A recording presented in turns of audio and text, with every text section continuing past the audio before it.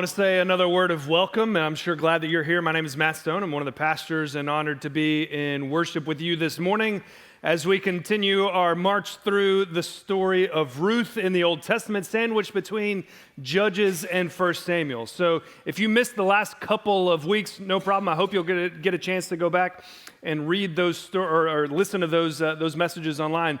But to catch you up, we've been working through the story of Naomi first, right? That was Ruth chapter 1. Was really mostly the story of Naomi, who left Bethlehem full. She had a family, she had sons. Life was good, except for this, minor detail of a famine in the land. So she goes to Moab. While she's in Moab, she loses everything. She was a family. She becomes an unfamily. So she and her daughter-in-law, Ruth, return to Bethlehem, right? She left full. She comes back empty. She left pleasant. She comes back bitter. Chapter 2 was the story largely of Ruth, and we're introduced to a man named Boaz. We hear more about Ruth's faithfulness, more about her extraordinary character. We hear more about the kind of woman she is, albeit a Moabite. But we dealt with that. And then we heard a little bit of the story of Boaz, and we hear that Boaz is a good and kind man who offers Ruth food and abundant food, right? For the first time in longer than they can remember, Ruth and Naomi both experience kindness and being full. Or when was the last time they had a full meal? So that was the story of chapter 2, and this week we're going to pick it up with really a deeper dive into who exactly Boaz is, because he's more than just a nice guy. Boaz is more than just a nice guy. One of the questions that I think is natural to ask of Ruth is, why do we care? Right? Sometimes in church we forget to ask that question because we know the answer is it's in the Bible. That's why we care. It's in the Bible. But I want to suggest that there may be some other reasons why we might care about this 3,000-year-old story that we're spending so much time on. And I think one of the primary reasons why we ought to care more about Ruth is it answers some of the questions that we think of and dwell on in the hardest moments in life, right? These are questions that too seldom we have answers for, and yet Ruth provides answers, right? The questions that I'm talking about are things like, does God care about my pain? Or perhaps even more, cutting more deeply, does God cause my pain? Those are both questions that Naomi asks very pointedly in the first chapter, right? Does God care about my pain? Does God cause my pain? Does God care about people on the edges? Does God care about women, or is he just for guys, right? It answers the questions that we ask and too seldom have answers for. That's why this story, I think, matters so profoundly for us today, is it's still answering questions that still shake us to our core. We're going to pick up in Ruth chapter 3 today. If you have your Bible, I hope that you'll turn to Ruth 3. We're going to spend all of our time there, except for what I'm about to do now, because now is time for us to take a deep dive into the agricultural patterns of ancient Israel. I know you are all very excited about the agricultural patterns of ancient Israel. I am too. So I'm so glad that you came today. Here's why I want to talk about it. At the end of chapter 1, do you remember the last verse of chapter 1? It says something about, and it was the barley harvest. At the end of chapter 2, it says something about, and Ruth was there for the barley harvest and the wheat harvest. By the time chapter 3 starts, I'm kind of wondering, why do you care so much? Who cares that much about all of the barley? I want to take a guess, because I think it sets the scene for us in a meaningful way for what we're going to explore today. And I'm going to try this out on you. This is my best guess at why we care so much about the barley and wheat harvest. The barley harvest in ancient Israel typically took place in April. The wheat harvest took place typically in July. In June. Wait, what month is it? What month is after April? May. For goodness sake. I'm so excited about the agricultural cycles that I forgot the months of the year. So barley harvest in April, wheat harvest in May. That's what I'm trying to say. So if you think about what is on the minds of Israelites during late spring and early summer, I think it tells a story for us that we might miss. And I think that's why the author keeps hinting at it. What's happening? What story is Israel remembering and celebrating in April or in mid to late spring? It's the story of Passover, right? That's when the Passover is celebrated. We're remembering the time that we're remembering the time that God hears the cries of his people who are enslaved in Egypt, sends Moses, delivers them out of Egypt and into freedom, right? That's the Passover story. The sacrifice of the lamb guarantees delivery or deliverance from the angel of death and the life of God's people into the future, right? So remembering that story. Well, 50 days after the Passover celebration, we celebrate something called the Feast of Tabernacles, or another term for the Feast of Tabernacles is Pentecost. That's not actually a Christian holiday first, that's a Jewish holy day first. And the Pentecost, or the Feast of Tabernacles, recalls the journey from Egypt to Mount Sinai. They reach Mount Sinai on the 50th day after they leave. They receive on Mount Sinai the law. They receive from God, here's the life that I am calling you to live.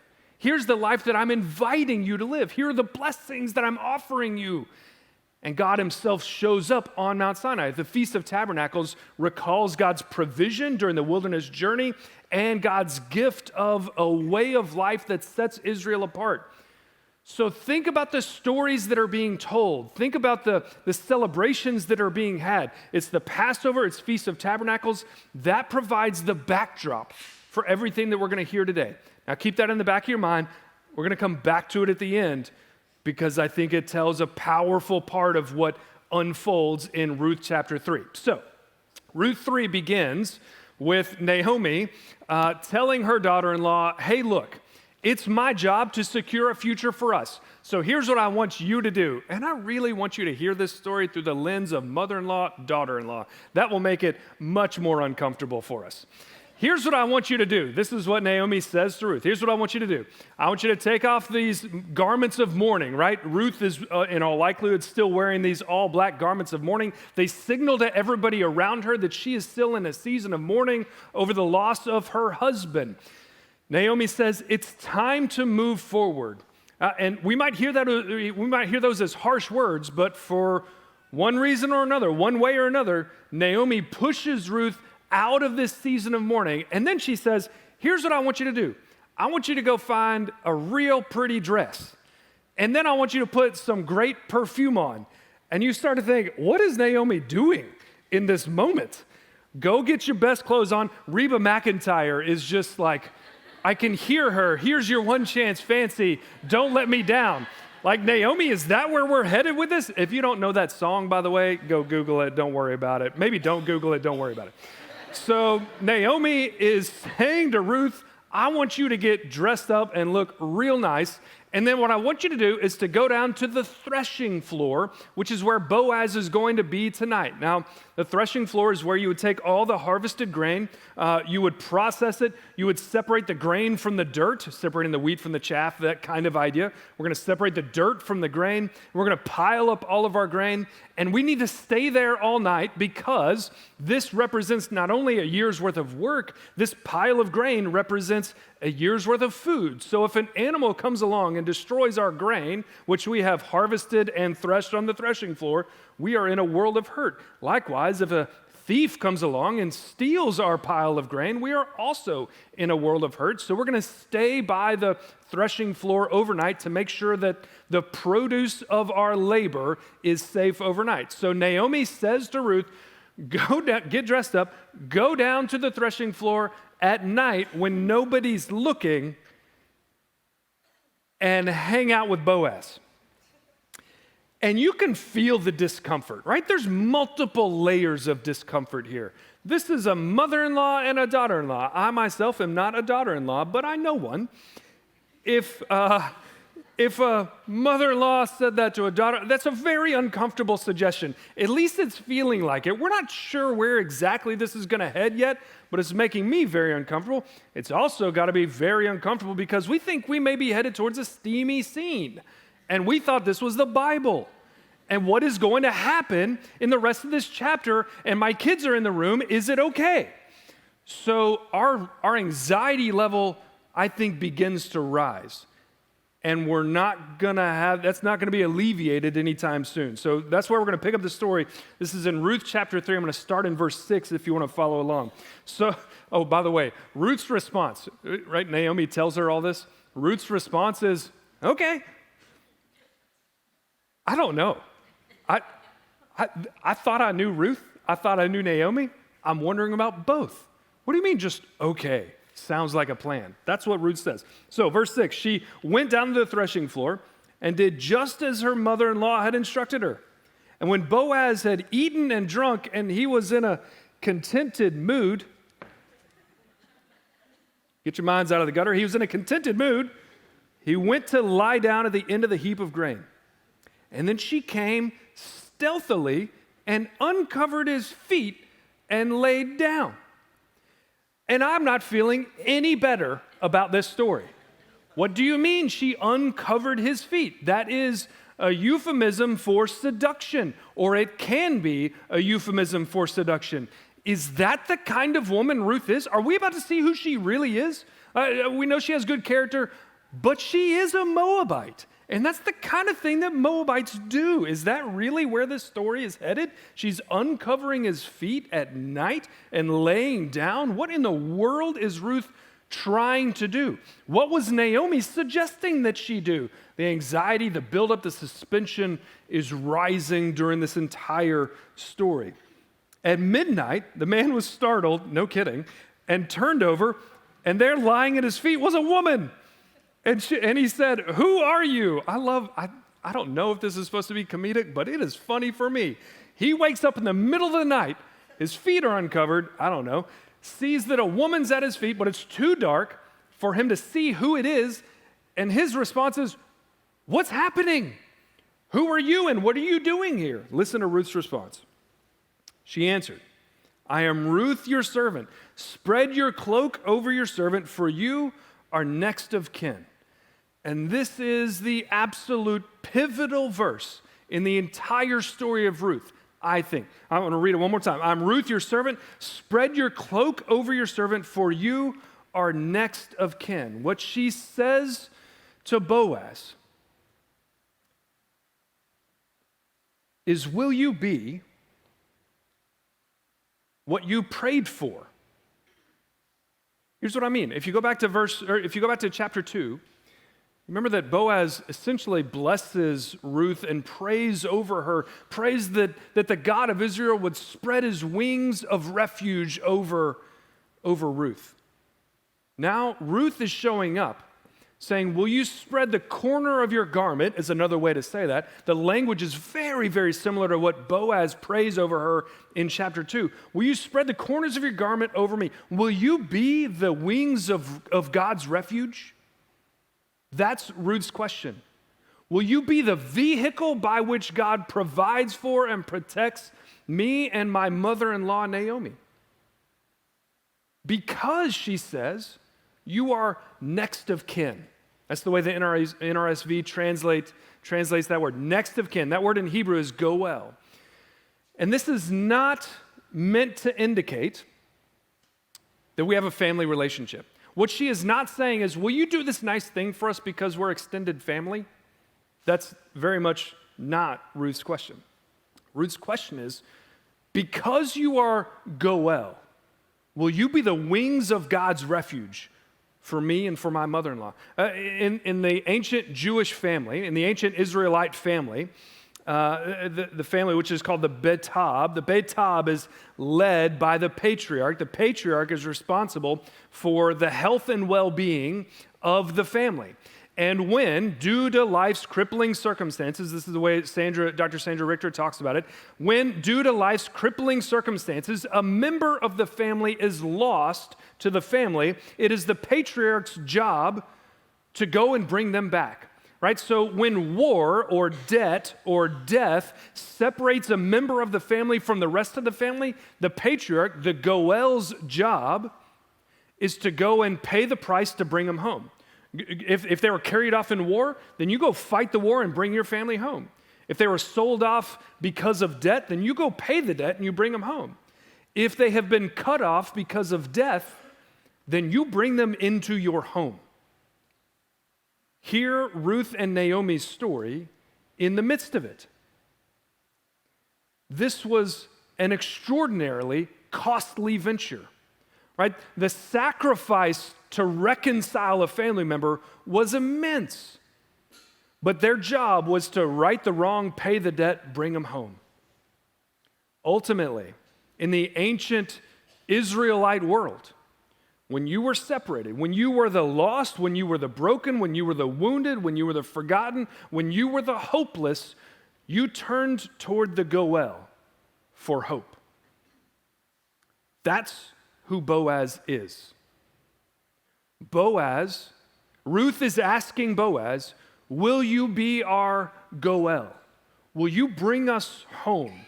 Will you deliver us from the margins, the outside of society? Because remember, because their husbands have passed away, in the ancient world, in the ancient Israelite world, women who are unattached to men were at extreme danger because they're outside of society's normal protection and provision.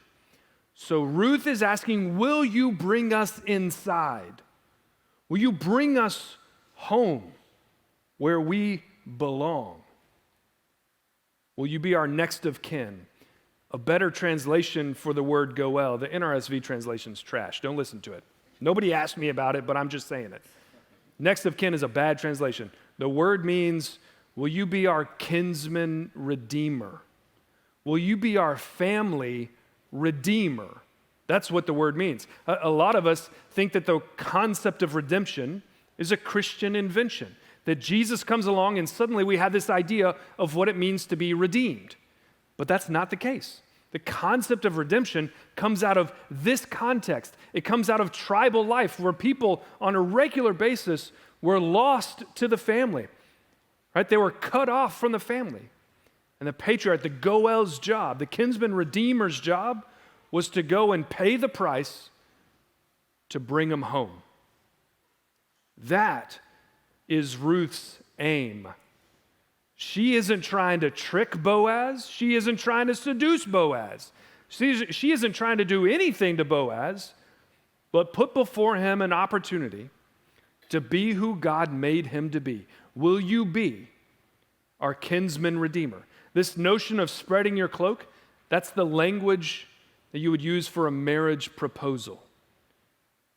And that's what the Goel's job would be in this circumstance, to take Ruth into his home and make her part of his family, thereby securing her future and Naomi's future and the legacy of their deceased husbands. That's the Goel's job. Listen to what Boaz has to say in response, because you can imagine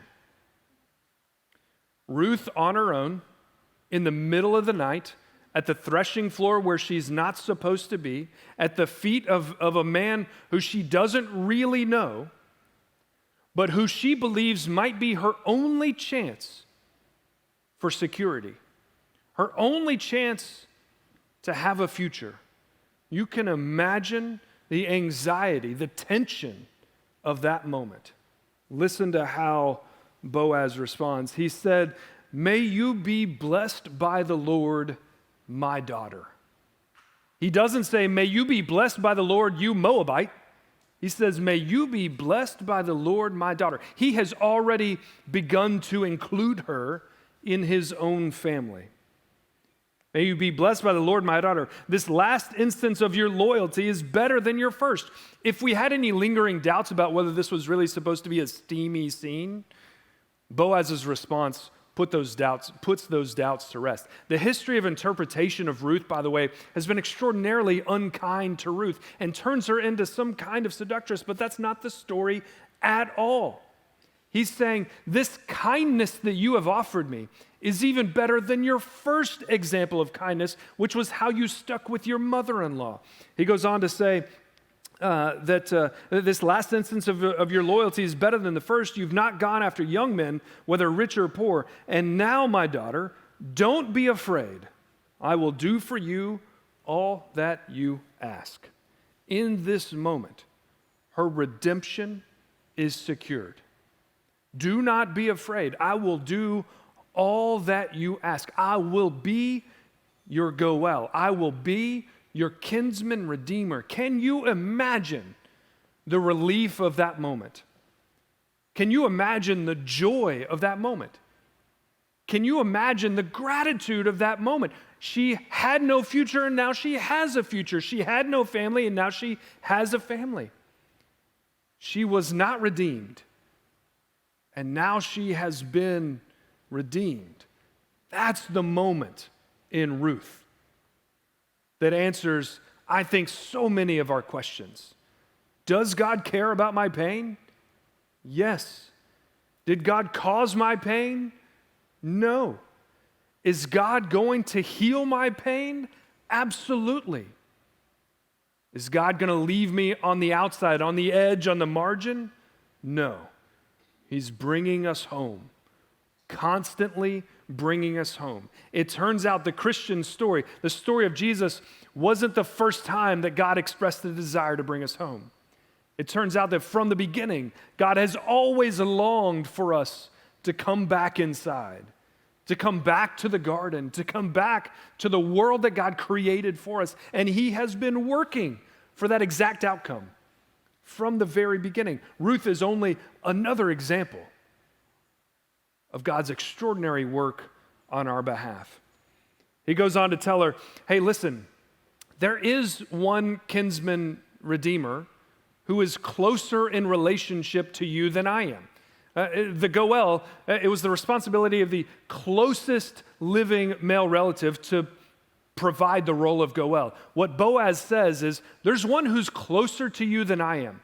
So let's go ask him tomorrow, will you be the Goel? Will you be the kinsman redeemer for Ruth and Naomi? And if he says yes, then great. And if he says no, I will be that for you. I will provide that for you. And then they go to sleep.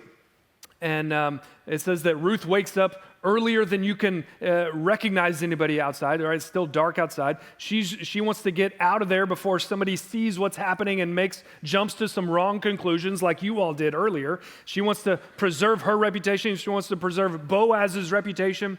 And so she begins to leave, but Boaz calls her back. He says, give me your cloak. And he fills her cloak with 6 measures of barley. That's a stupid amount of barley. That's a ton of barley. Fills her cloak with 6 measures of barley, and then he goes back to town. She goes back to Naomi's house. Naomi sees her coming and says, how'd it go? And I want you to hear Ruth's response. He told her all that, Ruth told Naomi all that the man had done for her, saying, he gave me these 6 measures of barley, for he said, don't go back to your mother-in-law empty-handed. And I love the full circle moment of this, because remember that it's Naomi who leaves Bethlehem full and returns empty. It's Naomi who says, I was full, but God has done this thing to me, and now I am empty. And now we see that Ruth has left empty and returned full. Naomi sent her daughter-in-law away empty and sees her return full. Sent her away with no future, and she returns with a future. Sent her away with no provision, she returns with provision. Sent her away with no protection, she returns with protection. Friends, the work of the kinsman redeemer, the work of Boaz, is the work of the gospel. For followers of Jesus, when we encounter Ruth's story, I don't know how we could fail to see that what Boaz does for Ruth, God has done for us in the person of Jesus Christ. For those of us who have found ourselves on the outside of God's story, on the outside of our own families, on the outside of our professional life, on the outside of our community life, for those of us who find ourselves on the outside, there is a kinsman redeemer who has come for you. It's already been accomplished. God has already paid the price. He has already redeemed you, right? Whether you were lost because of war or debt or death, whatever the reason, God has come for you. That's the story of Jesus. That is why he came.